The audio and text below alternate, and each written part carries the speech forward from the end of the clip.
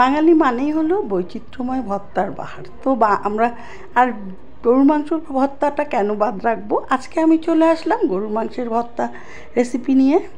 তো এখানে গরুর মাংস কিমা করে দিয়েছি 2 পিস, আর রসুন, পেঁয়াজ, আদা সব কুচিয়ে দিয়েছি।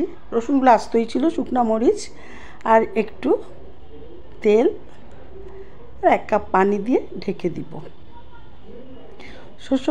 সরিষার তেল দিলে ভালো হয়, কিন্তু আমার বাসায় সরিষার তেল ছিল না। আমি এই তেলটা দিয়েছি, তেমন কোনো গন্ধ বা খারাপ লাগেনি।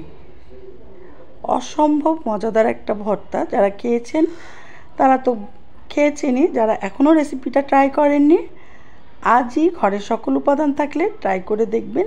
সেই রকম মজার একটা ভর্তা। তো অলমোস্ট হয়ে এসেছে সিদ্ধ, আর একটু পানি শুকিয়ে গেলে এটা নামাই ফেলবো।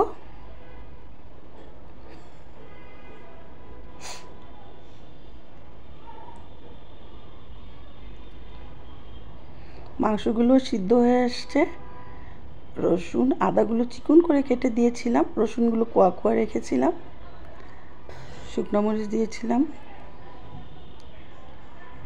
এবার বেটে ফেলছি। আমার ভর্তা আমার শিলপাটায় বাটলে আমার মনে হয় যে একদম স্বাদটা সবচেয়ে বেস্ট স্বাদটা আসে, টেস্টটা আসে, যার কারণে আমি ভর্তায় সবসময় শিলপাটাই বাটি।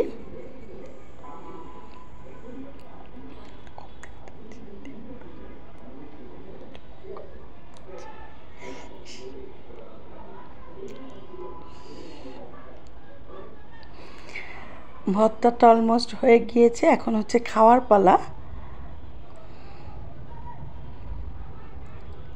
এই যে আমার ভর্তাটা, সবাই অনেক মজা করে খেয়েছিল, আর আমি তো এখন খাচ্ছি।